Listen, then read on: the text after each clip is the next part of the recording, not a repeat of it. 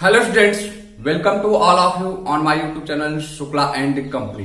बेटा आज हम बहुत ही इंपॉर्टेंट टॉपिक पे बात करने चले हैं कि जो हम कहे कि आपके काउंसलिंग से रिलेटेड है।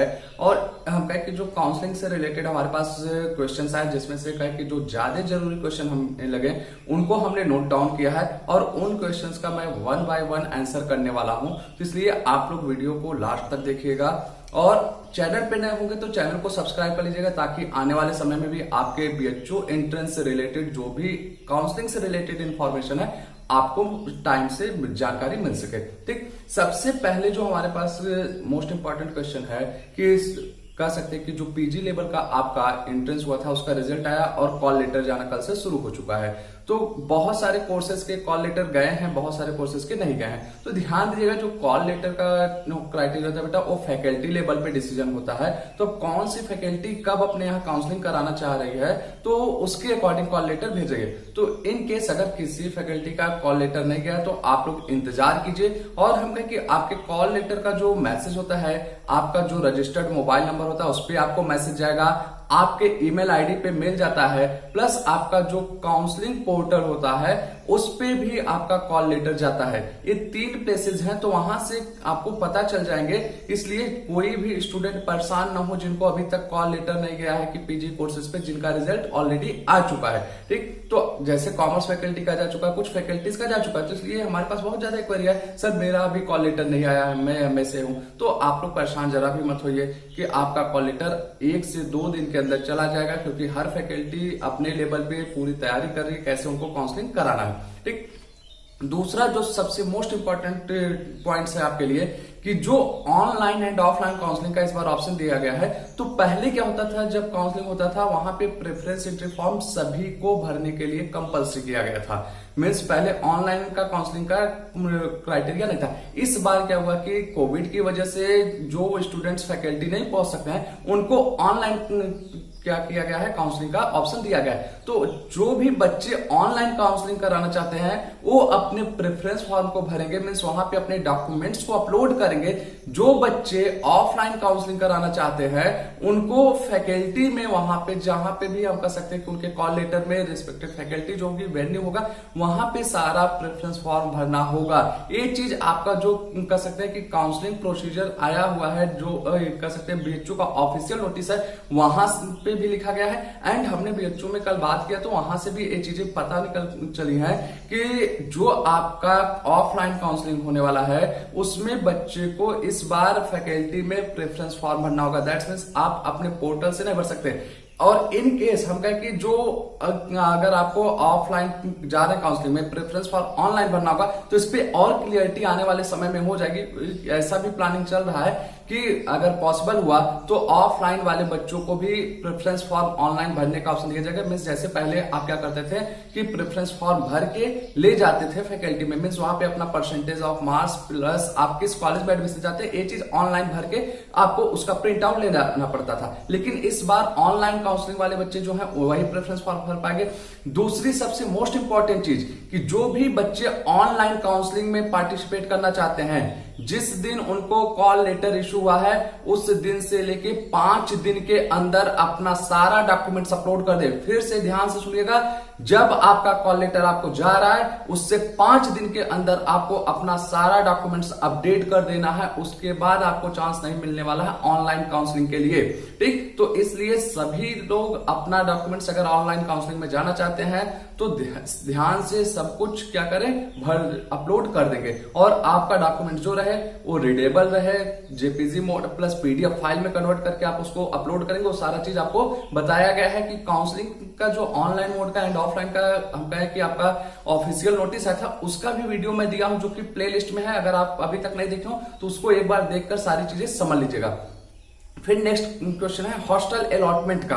ठीक, तो हॉस्टल अलॉटमेंट की अगर हम बात करें तो 2 क्वेश्चन मेरे पास इससे आए कि जैसे कि कोई स्टूडेंट्स अगर हम कहें कि ओबीसी है या एसटी एससी कैटेगरी का है, उसका रैंक अच्छा है प्लस जनरल कैटेगरी से उसका रैंक थोड़ा हाई है, तो उसको किस बेसिस पे हॉस्टल मिलेगा।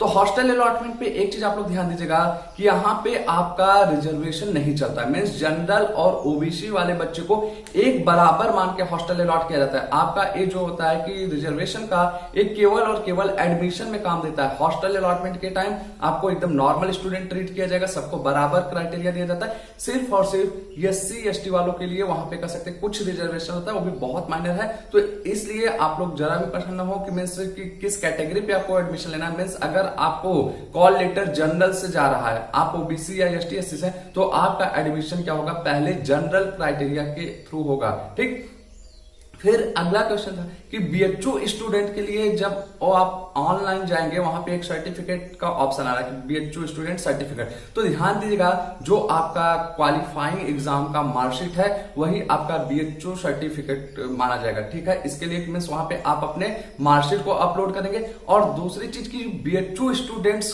कोटा का बेनिफिट किन लोगों को मिल पाएगा, तो ऐसे स्टूडेंट को बीएचयू कोटा का बेनिफिट मिलता है जो हम कहें कि 2 साल के बीच में वहां पे बीएचयू का एग्जाम क्वालिफाई हुआ। मीन्स जो 2 साल पुराने बच्चे होते हैं बस उन्हीं को मिलता है। मीन्स हम कह सकते हैं 2019-20 में जो बीएचयू का एग्जाम पास आउट किए होंगे कि रेगुलर बेसिस पे जो स्टूडेंट रहे, या जो इस साल के स्टूडेंट है, पिछले 2 साल के बच्चों को बीएचयू कोटा का बेनिफिट मिलता है।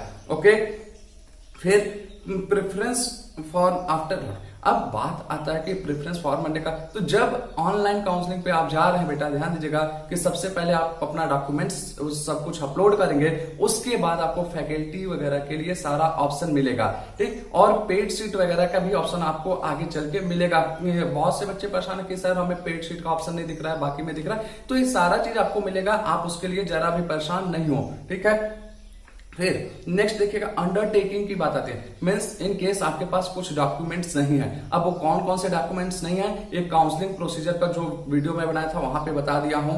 तो वैसे में अगर आपके पास जैसे हम कहें टीसी, माइग्रेशन, कैरेक्टर सर्टिफिकेट, ये सब डॉक्यूमेंट्स नहीं है, तो उसके लिए बीएचयू आपको 31 दिसंबर 2020 तक का टाइम दे रहा है। मीन्स अंडरटेकिंग फॉर्म भर के आप प्रोविजनल एडमिशन ले सकते हैं कि 31 दिसंबर 2020 तक आप अपने सारे डॉक्यूमेंट्स जो भी एग्जाम के टाइम नहीं प्रोवाइड करा पा रहे हैं उसको प्रोवाइड करा सकते हैं। ठीक, और आगे देखिएगा कि जो बातें आती हैं कि निकलकर अगली, कि कुछ स्टूडेंट्स बोले कि सर कैसे पता चलेगा हमें कब सीट अलॉट हुआ, फी का पेमेंट करेंगे। तो इसके लिए मैं पहले भी बोला था, फिर से बोलूंगा कि आप लोग करिए क्या कि अपने पोर्टल पे रेगुलर बेसिस पे विजिट कीजिए। बीएचयू भी बोलता है कि आप एक बार क्या करिए, सुबह 9-10 बजे तक अपने पोर्टल पे विजिट कर लीजिए, और शाम को एक बार जब भी आपको टाइम मिले, कि रात में हम कर सकते हैं कि 8 बजे के बाद एक बार अपना पोर्टल चेक करते रहिए, जहां से हम कर सकते हैं कि आपका कॉल लेटर का, काउंसलिंग शेड्यूल का, फिर हम कहें कि सीट अलॉटमेंट का, सब कुछ आपको पता चल जाएगा।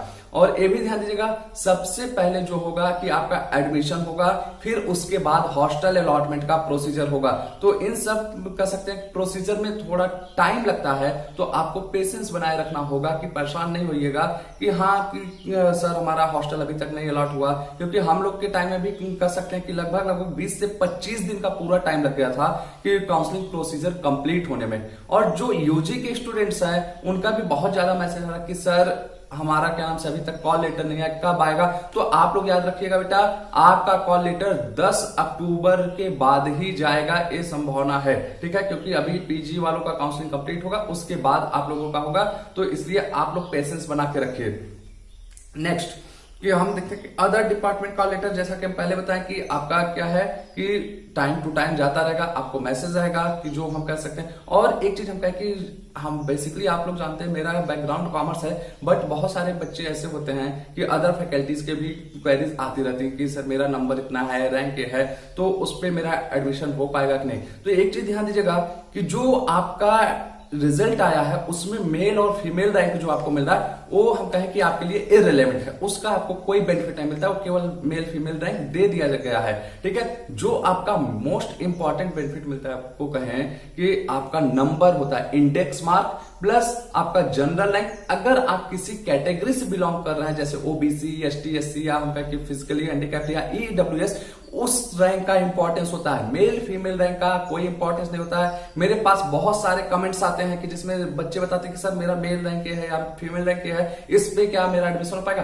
बेटा उसका कोई इंपॉर्टेंस नहीं है, ये आप याद रखिएगा, उसका बेनिफिट बहुत रेयर मिलता है। ठीक है, तो इसलिए आप अपने इंडेक्स मार्क पे जाइए एंड जनरल रैंक या कैटेगरी रैंक पे उस पे फोकस रहिए। ठीक, फिर आप ध्यान दीजिएगा कि जो बच्चों के पास हम कहें कि अभी फाइनल ईयर के मार्कशीट नहीं है, कि यूजी लेवल पे बहुत सारे बच्चे हैं कि जिनका अभी एडमिशन कर सकते हैं कि होने जा रहा है, बट उनका फाइनल ईयर का रिजल्ट नहीं आया क्योंकि अभी उनके एग्जाम्स जल्द में खत्म हुए हैं। तो ऐसे स्टूडेंट्स को जो उनका कर सकते हैं कि अगर आपका एनुअल एग्जाम है तो एनुअल एग्जाम में जो प्रीवियस आप क्वालिफाई किए हैं, जैसे हम कह सकते हैं कि यूजी लेवल का जो आप सेकेंड ईयर का मार्कशीट होगा उसको दिखा सकते हैं, या हम कहें कि सेमेस्टर बेस पे अगर आपका एग्जाम होता रहा तो जो फाइनल सेमेस्टर के जस्ट प्रीवियस का उस मार्कशीट को आपको दिखाना पड़ेगा। और जो आपका बाद में आएगा मार्कशीट उसको क्या करेंगे कि जब सब चीज सिचुएशन नॉर्मल हो जाएगी आपको मार्कशीट मिल जाएगा, आप वहां पे जाके दिखाएंगे।